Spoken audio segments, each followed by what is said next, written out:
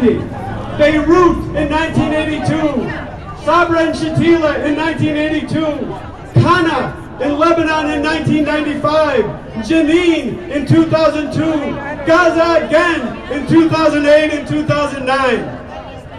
It is no exaggeration to say that without massacres, there could be no Israeli state.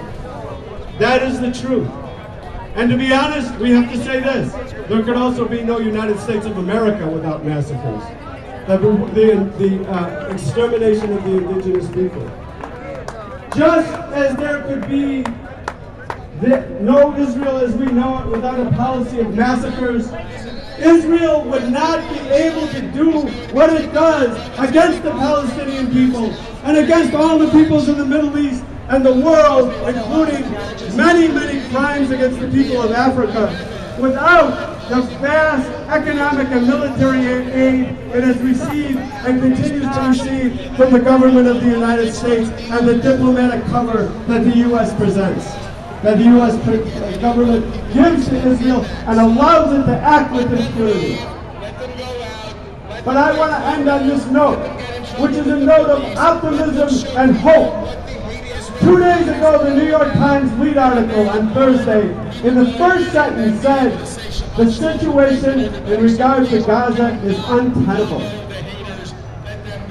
And we know that. It cannot be sustained. This cannot be sustained. But what they will not say, and we must know, what none of the corporate media will say, and we must know, is what has made it untenable and unsustainable. Is it the goodwill suddenly of the Obama administration?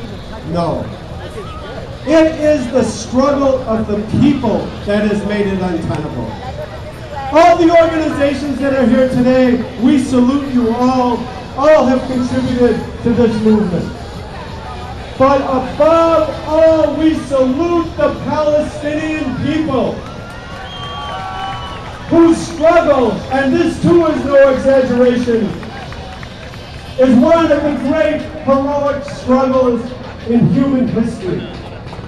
Time after time, in 1948, in 1967, in 1970, in 1982, in 1993, in 2002, the Palestinians have been counted out.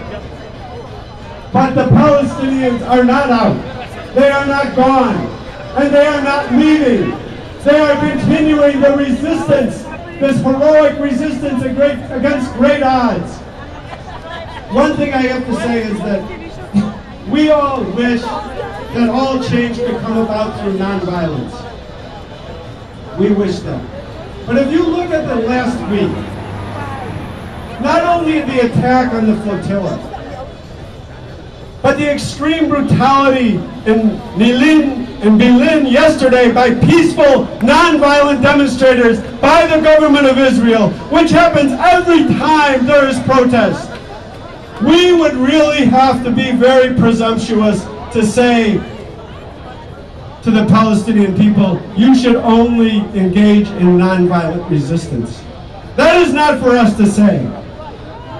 The means of struggle are part of the self-determination of the Palestinian people.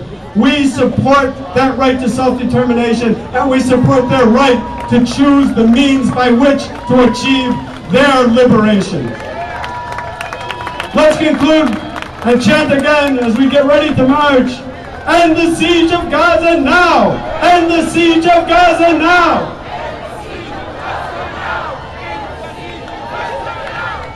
Thank you so much. Everybody, please give a round of applause for all the speakers that we had today.